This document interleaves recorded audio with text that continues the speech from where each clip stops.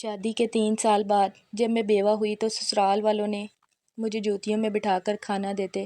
ایک دن کھانا بناتے ہوئے مجھ سے روٹی جل گئی تو دیور نے مجھے بہت مارا اور بولا 5 منٹ میں گھر سے نکل جاؤ۔ میں نے روتے ہوئے کچھ کپڑے بیگ میں ڈالے تو شوہر کی پرانی قمیض کی جیب سے 2 چابیاں اور ایک پتہ ملا۔ میں اس پتے پر پہنچی تو وہ ایک چھوٹا سا مکان تھا۔ میں نے اپنا سامان رکھنے کے لیے جو ہی دوسری چابی سے الماری کھولی تو حیرت سے آنکھیں پھٹ گئیں۔ شادی کو صرف 3 سال ہوئے تھے کہ میری زندگی ایک ایسے موڑ پر آ کر رک گئی جہاں ہر طرف اندھیرا ہی اندھیرا دکھائی دیتا تھا۔ میرا شوہر جے شان ایک سادہ محنتی اور نرم دل انسان تھا۔ وہ زیادہ امیر تو نہیں تھا لیکن مجھے عزت دیتا تھا۔ میں نے کبھی اس سے بڑی بڑی خواہشات پوری کرنے کا مطالبہ نہیں کیا تھا کیونکہ اس کی محبت ہی میرے لیے سب کچھ تھی۔ ہم سکون سے زندگی گزار رہے تھے۔ ہمارا ایک پیارا سا 2 سال کا بیٹا بھی تھا جس کا نام سمیر تھا۔ سسرال والوں کا رویہ میرے ساتھ اتنا اچھا نہیں تھا مگر میں شوہر کی محبت میں سب کے رویے بغیر ماتھے پر شکن لائے برداشت کر لیتی۔ ایک دن ذیشان کی طبیعت اچانک خراب ہوئی۔ وہ مختلف ڈاکٹروں کے پاس گیا، ٹیسٹ وغیرہ ہوئے تو پتہ چلا ذیشان کو کینسر ہے، وہ بھی آخری سٹیج میں۔ یہ سن کر میرے پیروں تلے سے زمین نکل گئی۔ مجھے کچھ ہوش نہ رہا، میں بے ہوش ہو کر گر پڑی۔ ذیشان کی بیماری کا سن کر میں دن رات روتی رہتی تھی۔ گھر میں سوگ کا عالم تھا۔ میں نے سب سے کہا ذیشان کا علاج کروائیں، کیا پتہ وہ ٹھیک ہو جائیں، مگر میرے دیور نے کہا کہ ڈاکٹروں نے جواب دے دیا ہے، علاج کا کوئی فائدہ نہیں۔ بھائی اب چند ماہ کے مہمان ہیں، بہتر ہوگا اسپتالوں میں رونے کی بجائے یہ وقت اپنی بیوی، بچوں اور ہم سب گھر والوں کے ساتھ گزاریں۔ میں نے ذیشان کی طرف دیکھا، ان کا چہرہ بجھ گیا۔ یقیناً انہیں دیور کی بات سے دکھ پہنچا تھا مگر وہ مجھے تسلی دے رہے تھے اور ہر وقت میری پریشانی میں رہتے تھے۔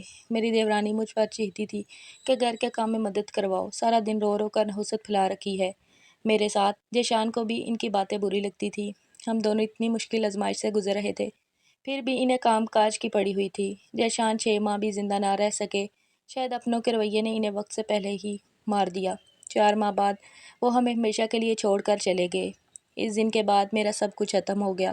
شروع کے چند دن سسرال والوں نے ہمدردی کا ڈھونگ رچایا لیکن جیسے ہی تعزیت کرنے والوں کا آنا جانا ختم ہوا ان کا اصل چہرہ سامنے آنے لگا۔ میری ساس مجھے منحوس کہنے لگی، نندے مجھے دیکھ کر منہ بناتی اور دیور مجھے بوجھ سمجھنے لگا۔ وہ لوگ کہتے کہ ذیشان کی موت کی ذمہ دار میں ہوں۔ میں جتنی صفائیاں دیتی اتنی ہی ذلیل کی جاتی۔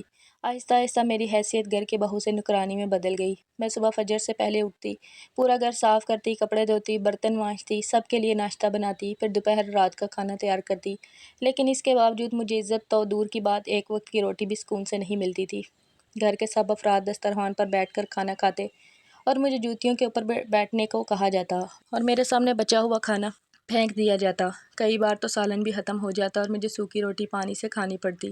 ساس غصے سے کہتی کہ بیوہ عورتوں کی یہی اوقات ہوتی ہے۔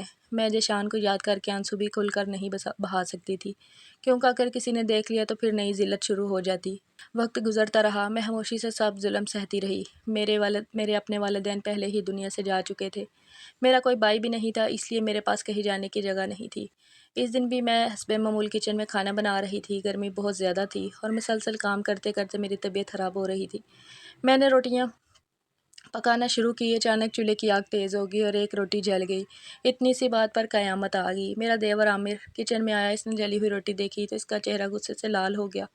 وہ زور سے چلایا، یہ کیا ہے؟ میں گھبرا کر بولی، بھائی میں دوسری بنا دیتی ہوں، غلطی ہو گئی۔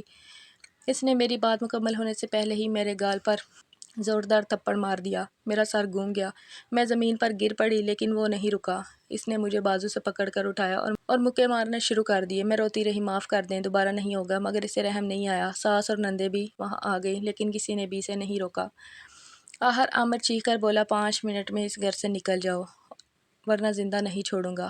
میں سہم گئی، میرے پاؤں کانپنے لگے۔ میں اپنے کمرے میں گئی جو حقیقت میں اب سٹور روم بن چکا تھا، وہی کمرہ جہاں کبھی میں اور ذیشان مل کر مستقبل کے خواب دیکھا کرتے تھے۔ میں روتے ہوئے اپنے چند کپڑے ایک بیگ میں ڈالنے لگی۔ سامان ویسے بھی کیا تھا، چند جوڑے کپڑے اپنے اور بچے کے تھے۔ ان کی کچھ یادیں۔ اسی دوران میری نظر ذیشان کی ایک پرانی قمیض پر پڑی جو الماری کے کونے میں رکھی ہوئی تھی۔ میرے ہاتھ کانپنے لگے۔ میں نے قمیض اٹھائی، اپنے سینے سے لگا لی۔ ایسا لگا جیسے برسوں بعد ذیشان کی خوشبو محسوس ہوئی ہو۔ میرے آنسو رکنے کا نام نہیں لے رہے تھے۔ میں نے قمیض طے کرنے کے لیے جیب میں ہاتھ ڈالا تو اندر کچھ محسوس ہوا۔ میں چونکی۔ جیب میں 2 چابیاں تھیں، ان کے ساتھ ایک طے کیا ہوا کاغذ بھی تھا۔ میں نے جلدی سے کاغذ کھولا، اس پر ایک پتہ لکھا ہوا تھا۔ میں حیران رہ گئی، یہ پتہ میں نے پہلے کبھی نہیں دیکھا۔ دل میں کئی سوال پیدا ہوئے۔ جشان نے یہ مجھ سے کیوں چھپایا؟ یہ چابیاں کس چیز کی تھیں اور یہ پتہ کس جگہ کا تھا؟ باہر سے عامر کی آواز آ رہی تھی، نکل رہی ہے یا نہیں؟ میں نے جلدی سے کاغذ اور چابیاں بیگ میں رکھیں، اپنے بیٹے سمیر کو اٹھایا اور گھر سے نکل آئی۔ میرے پاس اور کوئی راستہ نہیں تھا، اس لیے میں سیدھا اس پتے کی طرف چل پڑی۔ کئی گھنٹوں کے سفر کے بعد میں ایک پرانی سی بستی میں پہنچی۔ وہاں ایک چھوٹا سا مکان موجود تھا۔ مکان سادہ تھا لیکن صاف ستھرا لگ رہا تھا۔ میرے دل کی دھڑکن تیز ہو گئی۔ میں دروازے کے قریب گئی، پہلی چابی نکالی، کانپتے ہاتھوں سے تالا کھولا۔ چابی بالکل فٹ آ گئی، دروازہ کھل گیا۔ میں حیرانی سے اندر داخل ہوئی۔ گھر کافی عرصے سے بند تھا لیکن پھر بھی بہت منظم نظر آ رہا تھا، جیسے کسی نے محبت سے سنبھال کر رکھا ہو۔ میں نے آہستہ آہستہ پورا گھر دیکھا۔ 2 کمرے تھے، ایک چھوٹا سا باورچی خانہ تھا اور ایک کمرے میں لکڑی کی بڑی الماری رکھی ہوئی تھی۔ میں نے اپنا بیگ زمین پر رکھا، سمیر کو بھی زمین پر بٹھایا، پھر دوسری چابی نکالی۔ میرے دل کی دھڑکن اتنی تیز تھی کہ مجھے اپنی سانسوں کی آواز سنائی دے رہی تھی۔ میں نے چابی الماری میں لگائی، چابی گھومی، الماری کا دروازہ آہستہ آہستہ کھلنے لگا اور جیسے دروازہ مکمل کھلا میری آنکھیں حیرت سے بھر گئیں۔ الماری کے اندر ایک چھوٹا سا لفافہ تھا جس کے اندر کافی رقم رکھی ہوئی تھی، اس کے ساتھ کئی فائلیں بھی تھیں۔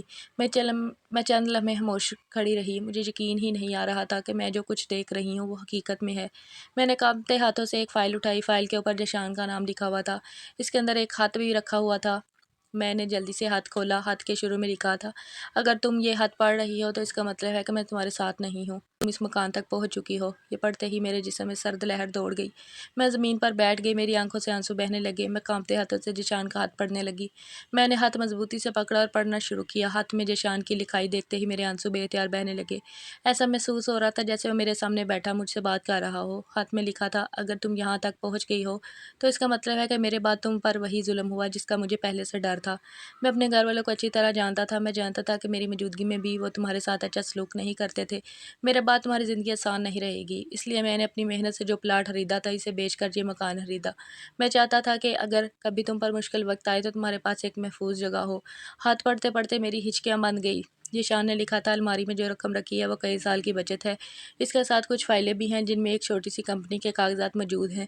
میں حیران تھی کیونکہ ذیشان نے کبھی کسی کمپنی کا ذکر نہیں کیا تھا۔ خط میں آگے لکھا تھا، میں اپنے ایک دوست کے ساتھ مل کر ایک کاروبار شروع کر رہا ہوں، لیکن میں چاہتا تھا کہ سب کچھ مکمل ہونے کے بعد تمہیں بتاؤں۔ اگر میں زندہ رہتا تو یہ سب تمہیں خود دکھاتا، لیکن اگر یہ خط تم پڑھ رہی ہو تو اس کا مطلب ہے کہ قسمت نے مجھے مہلت نہیں دی۔ میری آنکھوں سے آنسو مسلسل بہنے لگے۔ میں نے فائل کھول کر دیکھا تو واقعی رجسٹرڈ کمپنی کے دستاویزات موجود تھے، کچھ بینک ریکارڈ تھے، ایک ڈائری بھی رکھی ہوئی تھی۔ میں نے ڈائری کھولی، اس میں ذیشان نے روزانہ کے حساب کتاب کے ساتھ اپنے دل کی باتیں بھی لکھی ہوئی تھی۔ ایک صفحے پر لکھا تھا، میری سب سے بڑی خواہش یہ ہے کہ میری بیوی کبھی کسی کے سامنے ہاتھ نہ پھیلائے۔ دوسرے صفحے پر لکھا تھا، اگر مجھے کچھ ہو جائے تو مضبوط رہے کیونکہ وہ کمزور نہیں ہے۔ یہ الفاظ پڑھ کر پہلی بار مجھے محسوس ہوا کہ مرنے کے بعد بھی ذیشان مجھے سہارا دے رہا تھا۔ شام ہونے لگی تھی، میں نے گھر کا جائزہ لیا۔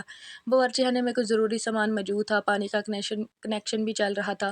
میں نے کئی مہینوں بعد سکون کا سانس لیا۔ اس رات میں اسی گھر میں سو گئی۔ صبح میری آنکھ کھلی تو پہلی بار مجھے کسی کی ڈانٹ یا حکم دینے کی آواز سنائی نہیں دی۔ میں کچھ لمحے خاموش بیٹھی رہی، پھر اچانک مجھے احساس ہوا کہ میری زندگی کا فیصلہ اب میرے اپنے ہاتھ میں ہے۔ اگلے چند دن میں نے گھر کی صفائی کی، تمام کاغذات ترتیب سے پڑھے اور ذیشان کے کاروبار کے بارے میں جاننے کی کوشش کی۔ فائلوں میں ایک فون نمبر بھی تھا جو ذیشان کے دوست سلیم کا تھا۔ بہت سوچنے کے بعد میں نے اسے فون کیا۔ سلیم میری آواز سن کر خاموش ہو گیا، پھر اس نے دھیمی آواز میں کہا کہ مجھے ذیشان کے بارے میں سن کر بہت افسوس ہوا۔ اس نے بتایا کہ وہ واقعی دونوں مل کر ایک کاروبار شروع کر رہے تھے۔ ذیشان بہت ایماندار اور محنتی انسان تھا۔ سلیم نے کہا کہ وہ مجھ سے ملنا چاہتا ہے۔ اگلے دن وہ مکان پر آیا، اس نے مجھے تمام تفصیلات سمجھائی۔ معلوم ہوا کہ کمپنی ابھی چھوٹی تھی لیکن اس میں ترقی کی بہت گنجائش تھی۔ سلیم نے کہا، اگر میں چاہوں تو ذیشان کی جگہ کمپنی کی مالک بن سکتی ہوں۔ یہ سن کر میں حیران رہ گئی۔ مجھے کاروبار کے بارے میں کچھ معلوم نہیں تھا لیکن پھر مجھے ذیشان کی ڈائری کے الفاظ یاد آئے۔ اس نے لکھا تھا کہ تم کمزور نہیں ہو۔ میں نے ہمت کی اور کام سیکھنے کا فیصلہ کر لیا۔ اگلے 3 ماہ میری زندگی مسلسل جدوجہد میں گزری۔ میں روز نئی چیزیں سیکھتی، حساب کتاب سمجھتی، لوگوں سے ملتی، کئی بار غلطیاں بھی ہوئیں لیکن میں نے ہار نہیں مانی۔ آہستہ آہستہ کمپنی بہتر ہونے لگی، آمدنی بڑھنے لگی اور میرا اعتماد بھی واپس آنے لگا۔ اپنے بیٹے کی خاطر مجھے محنت کرنی تھی، میں اپنے بیٹے کو ہر جگہ اپنے ساتھ رکھتی تھی اور ہماری محنت رنگ لے آئی۔ کمپنی اچھی طرح چلنے لگی، اس لیے میں ایک اچھا انسان تھا۔ اس کی جگہ اگر کوئی اور ہوتا تو میرے اور میرے یتیم بچے کا حق کھا جاتا۔ میرے دیور اور باقی گھر والوں کو معلوم ہو چکا تھا کہ ذیشان مرنے سے پہلے ہی میرے لیے ایک محفوظ ٹھکانہ بنا گیا تھا۔ ان کے سینوں میں سانپ لوٹ رہے تھے مگر وہ کچھ نہیں کر سکتے تھے۔ اللہ تعالیٰ جب ایک دروازہ بند کرتا ہے تو دوسرا ضرور کھول دیتا ہے اور وہ اپنے بندوں کو کبھی بے سہارا اور بے یار و مددگار نہیں چھوڑتا۔ اگر کہانی اچھی لگی تو ویڈیو کو لائک کریں اور چینل کو سبسکرائب کرنا نہ بھولیں۔ ملتے ہیں اگلی ویڈیو میں، تب تک کے لیے اللہ حافظ۔